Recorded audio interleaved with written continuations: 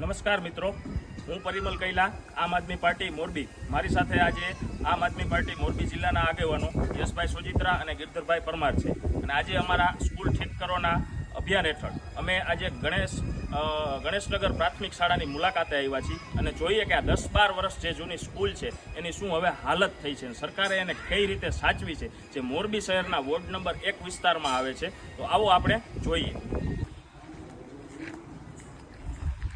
આપણે જોઈ શકીએ કે જે રીતે અમારા પરિમલભાઈએ વાત કરી કે શિક્ષણ વ્યવસ્થા ગુજરાત રાજ્યમાં શું છે એની મારે સૌથી પોલ ખોલતી એક મોટી વાત કરવી છે. અહીંયા બતાવો. આ જે ભાગ છે અને મારે અજાયબી નામ નથી આપવું, અમારે કોઈ એવું ખોટું નથી કરવું, પણ તમે જોઈ શકાય પ્રાથમિક સ્કૂલ છે જે 1 થી 5ની સંખ્યા છે, ત્યાં કમ્પાઉન્ડ હોલમાં આ રીતના તૂટેલી હાલતમાં છે. અહીંથી સર્પ આવે, કોઈ જીવજંતુ આવે, બહુ બાળકોની સેફટી મેટર્સ કરે છે. આમાં કોમ્પ્રોમાઇઝ થાય છે. એક બહુ મોટી વાત, તમે આખી સેફટી હોલ જોશો આ સ્કૂલના પ્રત્યેક લગભગ સમારકામ રહી જ છે, ક્યારેય કરાવેલ નથી. અને આ જે દિવાલ છે આના ભાગરૂપે કાલ સવારે કોઈ બાળકને ઝેરી જીવજંતુ કે અથવા તો કોઈ અનિચ્છનીય ઘટના ઘટે તો પછી આપણે વખતને જેમ તક્ષશિલા કાંડને જેમ શું યાદ કરવાનું છે. અહીંયા બાળક કોઈ રમતો અહીંયા આવે ને દિવાલ ઢસી પડે તો રાજ્યના ગૃહમંત્રી, શિક્ષણ મંત્રી અને આ વિસ્તારના મેયર, કમિશનર સહિતના લોકો શું કહે છે, એની ચિંતા કરીને આજે મેં આ વિસ્તારમાં મુલાકાત લીધી અને તમને સટીક દ્રશ્યો બતાવીએ છીએ કે માત્ર આ એક નથી, આ એક કાપો નથી, એક ભાગ નથી દિવાલના, ફરતી પર દિવાલમાં અગણિત કાપા અને આ દિવાલ ચાલે તેમ નથી. કમ્પાઉન્ડ વોલ ગમે ત્યારે ઢસી પડે એવી હાલતમાં છે. આના ઉપર ખાસ અમે અને અમારી ટીમે ધ્યાન દોર્યું અને આવનાર સમયમાં અમે કઈ રીતનું આ સુલભ બને એના માટેની પણ જાણ કરેલ છે. તો મિત્રો, આપણે જોઈએ કે આ સ્કૂલ આશરે 10 થી 12 વર્ષ જૂની છે. અહીંયા આવો તમને આનું જે સ્ટ્રક્ચર છે એ બતાવું. તાજેતરમાં એન્જિનિયરે એવું કીધેલું છે કે તમે આનું સમારકામ કરાવી નાખો એટલે ચાલશે. હવે આ સ્કૂલમાં કંઈ પણ નાનો આંચકો આવે અને આખી સ્કૂલ પડી ભાંગે અને આમાં જે ભણતા 50-100 બાળકોનું જો મોત થાય તો આની પાછળ જવાબદાર કોણ છે? આની પાછળ અહીંયાના કોર્પોરેટર જવાબદાર રહેશે, ધારાસભ્ય, સાંસદ કે પછી શિક્ષણ મંત્રી. તમે આ સ્કૂલની હાલત જોઈ શકો છો. જો આ કેટલી તિરાડો પડેલી છે.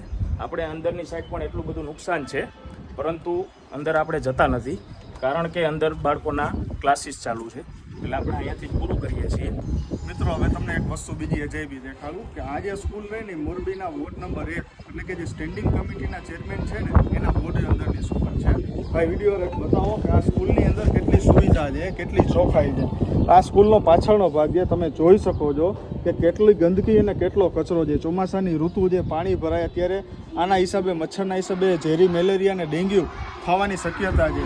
આ સ્કૂલની અંદર જે ભણતા છોકરાની એક્ઝેક્ટ પાછળ જો આટલી ગંદકી હોય અને કોઈ છોકરાને ઝેરી મેલેરિયા કે ડેન્ગ્યુ થાય તો આના માટે જવાબદાર કોણ? આમ જુઓ તો પ્રાઇમ મિનિસ્ટર મોદી કે જે સ્વચ્છતા અભિયાનના નામે ફોટોશૂટ કરી અને જે તંત્ર ચલાવે છે, આ સ્થળ ઉપરની હકીકત શું છે એ તો તમે તમારા નજરે જોઈએ જ છે. તો શું આપણે આવી રીતે જ આપણા બાળકોનું ભવિષ્ય આવી રીતે સોંપી દેવાનું છે કે આપણું બાળકોનું ભવિષ્ય માટે સારી એવી સરકારી શાળાની માગણી કરવાની છે?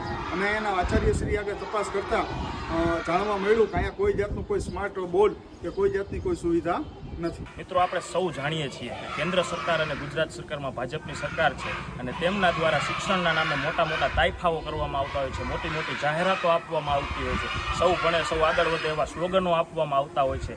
પરંતુ સાચી ગ્રાઉન્ડ ઉપર હકીકત જ્યારે જાણીએ છીએ ત્યારે ખબર પડે છે કે જે આવી નાની સ્કૂલો છે જેની અંદર સંખ્યાઓ ઓછી છે એમને કોઈ પણ જાતની મોટી ગ્રાન્ટ કે એવું કંઈ ફાળવવામાં આવતું નથી અને અંતકાળે એ જે સ્કૂલ છે એ બંધ થઈ જાય છે. અને આવી સ્કૂલો જ્યારે બંધ થાય છે ત્યારે આ બાળકોને કોઈ પણ પ્રાઇવેટ સ્કૂલોમાં ભણવા જવાની ફરજ પડતી હોય છે. અને આપણે સૌ જાણીએ છીએ કે પ્રાઇવેટ સ્કૂલોમાં આજકાલ ભાજપના નેતાઓની જ છે અને જ્યારે આવી સ્કૂલો બંધ થશે ત્યારે તો એમના ઘરના રોટલા ચાલશે. એટલે આપણે મિત્રો આ બંધ કરાવવાનું છે અને સરકારી શાળાઓ કેમ સારી થાય એના માટે મહેનત કરવાની છે. અંતમાં એટલું જ કહીશ, ચોખ્ખું અને ચટ કહીશ કે ભાજપ સરકાર શિક્ષણ વિરોધી છે.